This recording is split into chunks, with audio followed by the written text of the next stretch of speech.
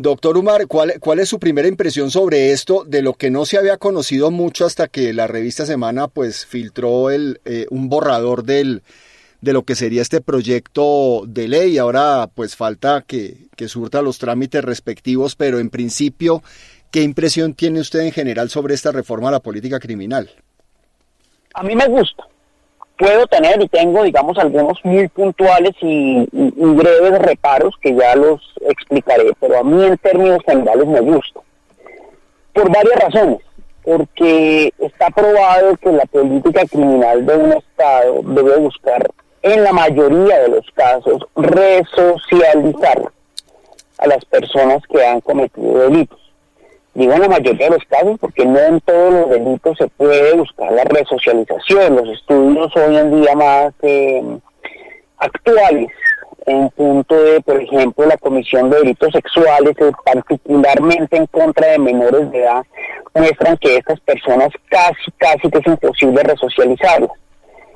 Pero en términos generales las personas pasan a la cárcel a pagar una pena, es cierto, a mostrarle a la comunidad que ese tipo de comportamientos no se deben hacer, a que ellos mismos aprendan que ese tipo de comportamientos no se deben hacer, pero una vez cumplidos los requisitos se deben resocializar, quiere decir que debe haber una vuelta a los estándares habituales de la sociedad, a vivir en comunidad. Ese tipo de prácticas como la norteamericana, por ejemplo, que son 13 cadenas perpetuas, eso en Colombia no se puede aplicar porque la Constitución y los tratados internacionales que tenemos en Colombia no nos aplican ese tipo de parámetros, o deberían estar limitados a unas muy pocas excepciones.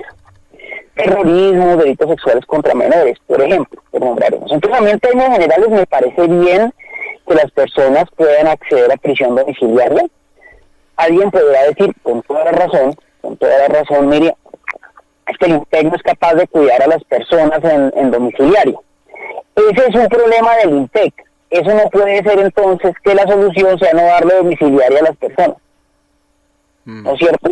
Pero con tanto caso que se ha visto también de personas que violan esa reclusión domiciliaria, incluso con lo del tema del brazalete y demás, ¿es posible pensar en eso en Colombia o pues habría que hacer un proceso con esas autoridades carcelarias inicialmente para que realmente haya un control en este tipo de casos? Claro, es un problema de autoridades de policía y de autoridades carcelarias. Si usted podría, por ejemplo, castigar aún más severamente la reincidencia cuando se está gozando de algún beneficio, pero prohibir porque sí los beneficios, porque es que de pronto lo incumple, pues hombre, eso es presumir la mala fe. Las personas tienen derecho a una resocialización en términos generales. En Colombia las penas son sumamente elevadas.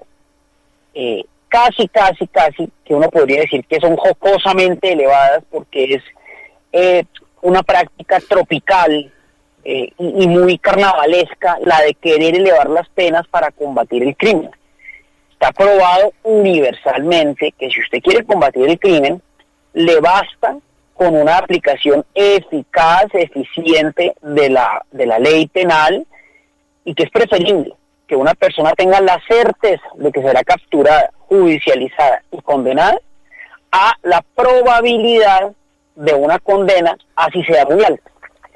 En términos generales, uno podría decir que este es un proyecto liberal, democrático, bien encaminado. Tengo reparos, tengo preguntas, por supuesto que las tengo. Yo, por ejemplo, no entiendo lo del incesto. No entiendo por qué quieren eliminar el incesto o esa práctica, digamos, o esa conducta, porque quieren eliminarla como delito. Alguien podrá decir, es que casi no hay procesos penales por incesto. Tiene toda la razón, pero eso sucede con el 30% del Código Penal. El Código Penal tiene una doble aplicación. Por un lado, la aplicación, digamos, práctica de los delitos de todos los días, y por otro lado, una aplicación simbólica. Quiere eso decir que algunos de esos tipos penales en la realidad no se presentan, no suceden, pero que aún así están consagrados para enviar un mensaje a la comunidad de que ese tipo de conductas están prohibidas. Por ejemplo, el irrespeto a los símbolos patrios. Ese es un delito que está consagrado en la ley, pero yo creo que no debe haber más de 10 delitos de esos hoy en día investigándose. De 10 son muchos. Entonces, si usted quiere eliminar el incesto con el argumento de que hay que descongestionar la justicia, pues ese es un argumento que no aplica, porque ese delito no está congestionando la justicia. Y hay otra cantidad de delitos que podría que no están castigando, que no están congestionando la justicia. Le pongo un caso, el del aborto. El aborto es un tipo penal consagrado en la ley, pero por virtud de la sentencia de la Corte Constitucional y por virtud de la práctica judicial, son muy pocos los delitos que efectivamente se investigan, sancionan y juzgan. Entonces uno podría preguntarse por qué escogieron el incesto, pero yo no he encontrado la respuesta. O sea, elevo la pregunta porque de pronto alguien en el ministerio me está oyendo y generosamente nos responde por Twitter. Yo no he encontrado la respuesta. Pero bueno, digamos que no importa. El hecho es que ahí estamos. El hecho es que ahí estamos en un proyecto bien encaminado, en un proyecto interesante, en un proyecto liberal como se esperaría de este gobierno. Digamos, yo no tengo especiales afectos por algunas políticas de este gobierno, pero debo decir que la política carcelaria en general, la política criminal en general, tengo excepciones, tengo serios reparos a la política de paz total, pero en general es una política acertada. Entre otras cosas, y con esto redondeo la idea, porque en Colombia las cárceles son todo menos centros de rehabilitación. Las cárceles, el solo hecho del hacinamiento carcelario hace que las cárceles sean centros de tortura. Alguien dirá, pero es que está bien que torturen allá a esos señores porque al fin y al cabo cometieron delitos. No, cometieron delitos, pero no por eso el Estado puede permitir que a esas personas se les viole la dignidad de esa manera. Entonces las cárceles, que son cárceles, deben ser lugares medianamente dignos para la atención de los ciudadanos que cometieron delitos. En Colombia no hay una sola prisión, no hay una sola penitenciaría, no hay un solo centro de reclusión que no tenga 2, 3 y hasta 4 veces el número de personas privadas de la libertad para la cual fue diseñada. Este tipo de medidas, como la que plantea el ministro, buscan descongestionar un poco las cárceles.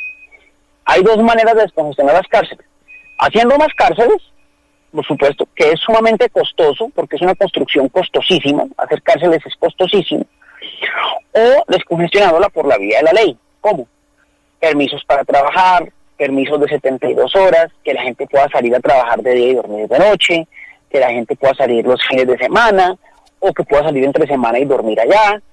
Ese tipo de medidas existen en todos los países del mundo. En Colombia existen en algunas, digamos, normatividades penitenciarias, pero no se aplican como se deberían aplicar. Por ejemplo, en los Estados Unidos, digamos, yo conozco bien el sistema judicial americano y me refiero a él por eso, es perfectamente habitual que las personas tengan que prestar servicios comunitarios durante unas semanas o meses, como parte de la pena. ¿Por qué? Porque si usted se pasa un semáforo en rojo, usted no tiene por qué irse preso 15 meses, ni 10 años, no. De pronto, como que usted durante 2 meses, los fines de semana trabaje en un ancianato, es suficiente. Entonces, hay que buscar otro tipo de penas, hay que buscar penas, digamos. Ahora, Colombia es un país víctima de lo que algunos llaman la inflación normativa. Y es que aquí todos los días, este gobierno hará lo propio, pero todos los gobiernos crean tipos penales y normas penales porque les parece que esa es la manera de combatir los fenómenos, ¿no? Entonces, pues bueno, es una forma un poco, digamos, torpe, pero al fin y al cabo la que tenemos. Entonces, son tanta la cantidad de tipos penales, de delitos, que las cárceles no dan abasto. La prueba de eso es que un proceso penal en Colombia pues dura décadas. Claro, profe, doctor Umar, en este caso, pues tenemos que hablar de un proceso, tenemos que hablar de que llevamos muchos años con un sistema carcelario y penitenciario terrible, que no se maneja bien, donde pues como usted lo dice ahí, digamos, muy mala vida y convivencia para quienes están detenidos, hay hacinamiento, en fin, hay cualquier cantidad de cosas malas en ese sistema penitenciario, pero cambiarlo pues tampoco va a ser de un día para otro y habría que probar medidas de estas, irlas probando y ajustando y pues la ciudadanía a veces no tiene como esa capacidad o esa paciencia para esperar esos cambios que no son a corto plazo, sino a mediano o largo plazo, ¿no? Claro, todas estas medidas son y ni siquiera a corto plazo ni a mediano, son a largo plazo. Sí. Son a largo plazo. Aquí, digamos, en términos judiciales, en el planeta entero, los procesos nunca son cortos.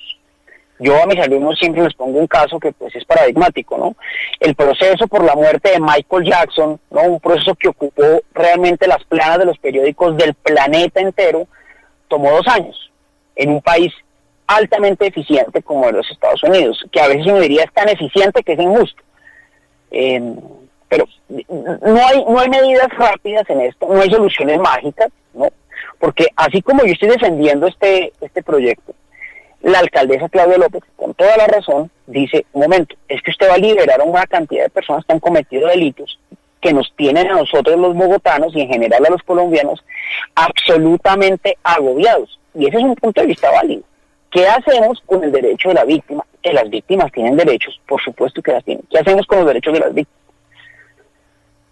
Porque la víctima pues tiene un derecho a la reparación, por supuesto, a que se le resarza su daño, pues, nadie lo discute. Pero la víctima también tiene la pretensión válida de que el señor o la señora que cometieron un delito purguen una pena lo más severa posible. Entonces, ahí empieza a haber una tensión entre derechos, digamos, entre pretensiones, la pretensión del Estado de resocializar al individuo, la pretensión de la comunidad y la víctima de que ese individuo pague cárcel. Y por otro lado, que es válida, la pretensión de los gobernantes elegidos popularmente de querer mostrar mano dura, porque pues, la verdad es que la inseguridad de los colombianos nos tiene agobiados. En Estados Unidos, por ejemplo, los fiscales son elegidos popularmente, los fiscales en las ciudades. Quiere eso decir que casi ningún fiscal va a llegar allá diciendo yo voy a soltar presos, porque eso es impopular. Por eso la bandera de ellos, voy a acabar con los delitos y cada vez voy a ser más severo. ¿Por qué? Porque eso da réditos políticos. Pero bueno, ahí hay una tensión de derechos y de pretensiones que hay que estudiarla y hay que mirarla. A mí en general me gusta, y el ministro a mí me gusta. Sí. Claro que este señor yo lo conozco, me parece un señor de un talante liberal, un profesor, un demócrata. Me encantan sus ideas, las he leído, he hablado con él en algunas oportunidades. Me parece un señor muy serio. Claro, no la tiene fácil, porque aquí vamos a tener que articular ahora el proyecto de paz total. Ayer, un narcotraficante que se quería meter en el proyecto de paz total secuestró a unos fiscales, hágame el favor. Entonces ahí quedamos enredados en medio de eso, ¿no?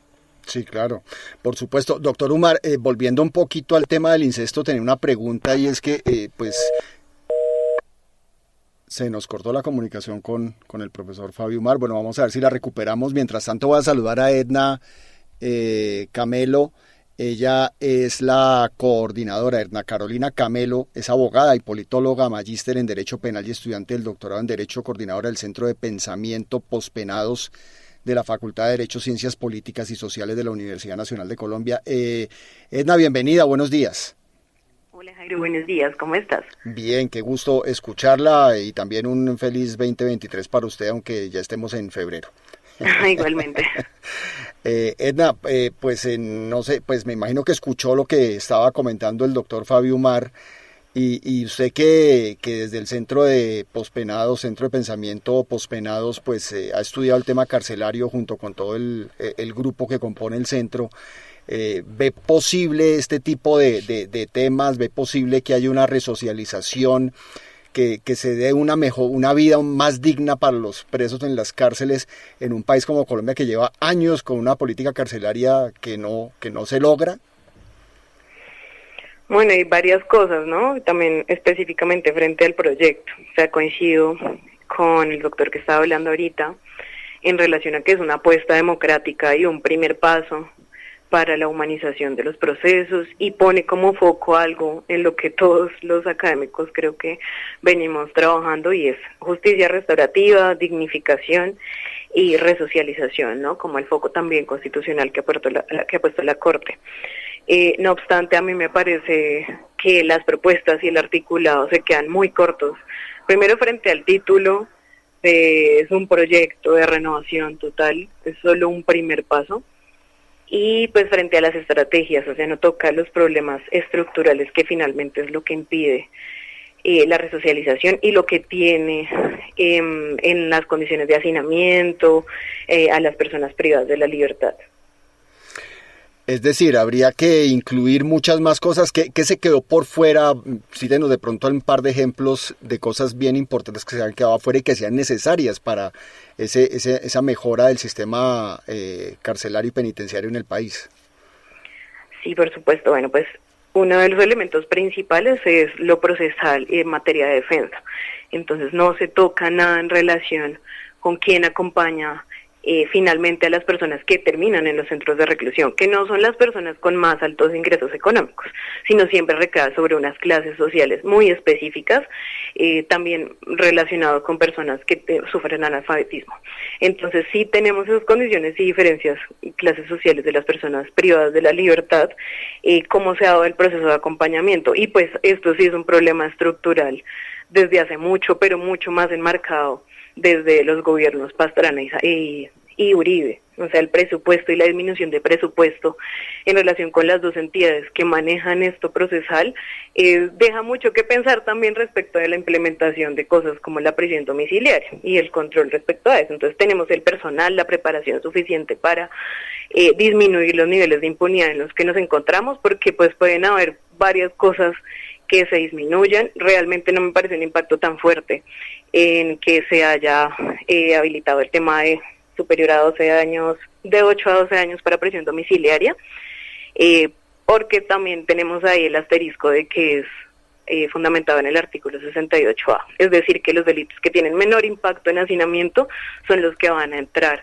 a considerarse dentro de esto. Entonces, temas así muy populistas de los que ha hablado Claudia López, de hurto agravado, homicidio, esos no van a salir, así como ella dijo, en bandada, sino realmente no están siendo considerados y no se toman otras medidas. Ahora bien, hay cosas interesantes, pero no se desarrollaron bien en el proyecto. Muchas también, bueno, específicamente una se deja a consideración y reglamentación del gobierno nacional. Entonces hay varios vacíos en relación con esto. Digamos que es como un primer paso, ¿no? Como usted lo decía, como poner unas bases, digamos, para iniciar un proceso que seguramente, como decía el doctor Umar, va a ser de largo aliento y al cual vamos a tener que acostumbrarnos y tener paciencia porque no va a ser de un día para otro. Sí, claro, por supuesto. Esto es un primer paso y diría yo que van a probar varios elementos de la teoría con este proyecto. Pero pues no toca temas estructurales y, bueno, coincidencialmente hoy que tenía una cita médica, estaba en diálogo con un taxista y pues la percepción ciudadana es muy importante. Y siento que este proyecto muy encaminado al fracaso, es decir, tiene varios elementos que van a entrar a cuestionar y usar políticamente con la ciudadanía para hundirlo en varios elementos que resultarían claves. Y no hay una discusión ciudadana respecto a esto. Ese es un elemento que me parece que era muy importante meterlo, al menos en el primer paso, y es lo pedagógico y la formación social, ¿no?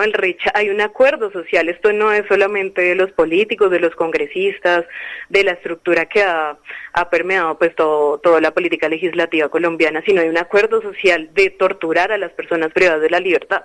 Entonces hay que entrar a cuestionar por qué se da esto, por qué las personas también lo aceptan y por qué deciden que este es el castigo más adecuado, y mostrarles que la justicia restaurativa pues es un camino más próspero, que puede traerles reparaciones mucho más específicas, y pues que el castigo corporal no necesariamente es la salida.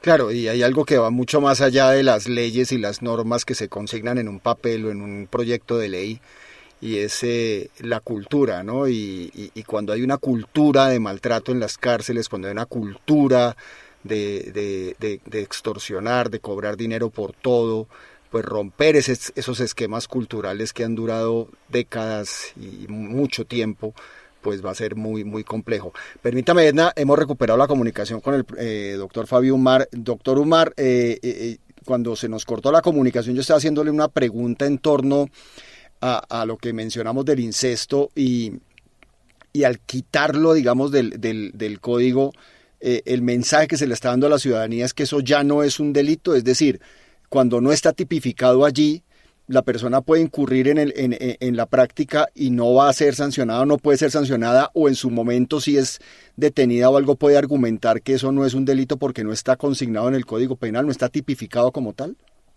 Sí, en efecto. Y no solo eso, sino que las personas que estuvieran condenadas o procesadas por ese delito, cuando entra en vigencia la ley que lo deroga, por vía de la aplicación del principio de favorabilidad, es decir, de retroactividad favorable, pueden pedir que se revoquen las sentencias condenatorias ya emitidas o se suspendan los procesos en su contra porque ya no es delito. Ahora, yo le confieso que yo no conozco ningún proceso que se haya llevado por incesto. Es posible que alguien me saque una sentencia, es posible que alguien me saque una investigación, yo no la conozco. Cuando recibí esta amable invitación para hablar hoy del programa, en el programa me di a la tarea de buscar rápidamente en Google y en los buscadores de las páginas de la Fiscalía y de la rama judicial. Yo no encontré sentencias recientes por el tema. Claro, hay estudios dogmáticos de por qué está prohibido el incesto, una cantidad de cosas, pero yo no conozco procesos penales por incesto, como tampoco conozco procesos penales por una cantidad de delitos que están en el Código Penal y que son de bajísima ocurrencia en Colombia o de cero ocurrencia en Colombia. Por ejemplo, el irrespeto a los símbolos patrios. Si yo pisoteo una bandera de Colombia o quemo una bandera de Colombia, alguien dirá, uy, está irrespetando un símbolo patrio, la bandera es un símbolo patrio. Sí, es cierto, pero hay que leer esa actividad, esa acción de quemar la bandera también como un ejercicio de expresión democrática. En el caso en el cual yo podría quemar la bandera, entonces el delito dejaría de ser tal. Insisto, hay una cantidad de conductas que están criminalizadas, que están señaladas en el libro de las penas que nosotros los penalistas llamamos el Código Penal, que no tienen ninguna ocurrencia. Entonces, ¿por qué escogieron el incesto? Yo no sé. Yo quisiera una explicación, que me dijeran, mire, es que vamos a escoger el incesto porque es una prueba piloto o porque es que realmente, pero yo no he encontrado una razón sensata de por qué escogieron el incesto para esto. Y me parece una mala, me parece una mala experiencia que escojan el incesto, porque ¿cuál es el argumento de los que se oponen a esto? Sí ve, están permitiendo el incesto. Sí. Digamos, es un poco torpe esa argumentación, es un poco simple, pero yo creo que el ministerio escogió mal el delito que quería derogar. Yo creo que hay otros delitos igualmente inútiles, que permitirían descongestionar la justicia. Ahora, estoy totalmente de acuerdo con la doctora que nos acompaña en el programa. Hay otras medidas de descongestión mucho más eficientes. Derogar el infame artículo 68A, doctora, usted lo conoce bien, el de la prohibición de los subrogados, por ejemplo. Derogar la ley 890, una ley ya de hace muchos años, pero que aumentó significativamente las penas en Colombia, significativamente las penas. En Colombia alguien dirá, no existe la prisión perpetua. Pues yo no sé, si a mí me condenan a 60 años, de facto me están condenando a prisión perpetua en un país donde la expectativa de vida más o menos está por los 75 años. Hay un sinnúmero de herramientas que permitirían de alguna manera humanizar y descongestionar la justicia. Claro, hay otro aspecto, como lo veníamos diciendo. Sí, perdone que me interrumpa, doctor Fabio, es que hay otros mecanismos de los cuales entiendo no se habla, o por lo menos no se han dado a conocer públicamente, si es que los contiene el texto, que pues debo confesarlo, he leído algunas partes, pero no lo he leído completo. Pero no veo que se mencione, por ejemplo, el fortalecimiento de la investigación criminal, porque a veces también el retardamiento que hay en resolver los diferentes procesos y los diferentes casos, ya sea por acopio de pruebas, por investigación, por lo que sea necesario, pues no permite también que las personas salgan de las cárceles en un tiempo menor y se pueda descongestionar, o estoy equivocado, doctor Umar. No, para nada. Colombia tiene un déficit gigantesco de investigadores. Por ejemplo, el profesor Rodrigo Uprimni, en una columna del Espectador de hace unos meses decía que la famosa cifra que utilizamos algunos de determinado número de jueces y fiscales por cada 100.000 habitantes es una cifra un poco, digamos, inventada y sacada del cubilete, porque hay países con muy baja mora judicial que tienen un número de jueces y fiscales menor. Eso es cierto, eso es cierto. El problema es que Colombia es un país atípico en casi todos los aspectos, pero en el judicial también, porque Colombia es un país que tiene toda la criminalidad, absolutamente toda la criminalidad, a diferencia de la mayoría de países. Usted va a los países nórdicos, tienen criminalidad, por ejemplo, de cuello blanco, pero no hay homicidios, no hay hurtos. Usted va a países donde haya hurtos, pero no hay guerrilla. En otros países hay guerrilla y hay hurtos, pero no hay narcotráfico. Colombia tiene todos los delitos. Es decir, Colombia usted encuentra grupos terroristas que tienen unas dinámicas judiciales e investigación propia. Usted encuentra grupos delincuenciales urbanos que tienen unos sistemas de indagación, de investigación y de juzgamiento distintos. Usted encuentra problemas, por ejemplo, de delitos sexuales que tienen una dinámica muy puntual de investigación y de juzgamiento. Usted encuentra delitos ambientales, también encuentra delitos de cuello blanco, delitos empresariales. Entonces, Colombia, al tener toda esta expresión variopinta de delitos, debería tener una justicia 2 o 3 veces la que tiene hoy en día. Sí. El problema, como lo he dicho en este programa, con la generosidad que ustedes me han abierto, es que no hay plata. No hay plata. Crear un juez, o sea, un juzgado, crear una fiscalía es costosísimo, porque el juez no funciona solo, el juez funciona en una estructura con secretarios, con una sede, ¿no? Entonces, crear un juzgado es sumamente costoso. Crear los 1.500 o 2.000 jueces que se necesitan y otros 3 o 4.000 fiscales es costosísimo, costosísimo. Es impagable, de hecho, es impagable. Y este presidente en particular, yo leí el plan de proyecto, el gobierno, digamos, cuando era candidato, él y Francia Márquez sacaron, digamos, su programa de gobierno, lo que sería su programa de gobierno, y no hay una sola mención a la justicia. Las únicas veces que utilizan la palabra justicia es para referirse a la justicia social o a la justicia climática. Entonces en este gobierno no va a ser. Y eso pues hace que haya una mora judicial como la que estamos viendo. Las cifras, yo esta semana voy a dictar una charla sobre un concepto que a mí me parece que estamos en mora de recoger, y es que la justicia en Colombia, la administración de justicia, es ante todo un estado de cosas inconstitucional. Los indicadores de la justicia en Colombia, todos, sin excepción, son inconstitucionales por el estado tan precario de cosas que tenemos en este momento. Bueno, perfecto. Doctor Umar, pues muchísimas gracias por atendernos hoy y por darnos también sus luces sobre este importante tema que esperemos a ver cómo le va ya en el legislativo y en todas las discusiones, porque bastantes polémicas ha desatado como todas las reformas de este gobierno. Muchas gracias, doctor Umar. Para mí siempre es un gusto estar con ustedes. Un abrazo, cuídense mucho. Muchas gracias al doctor Fabio Umar, abogado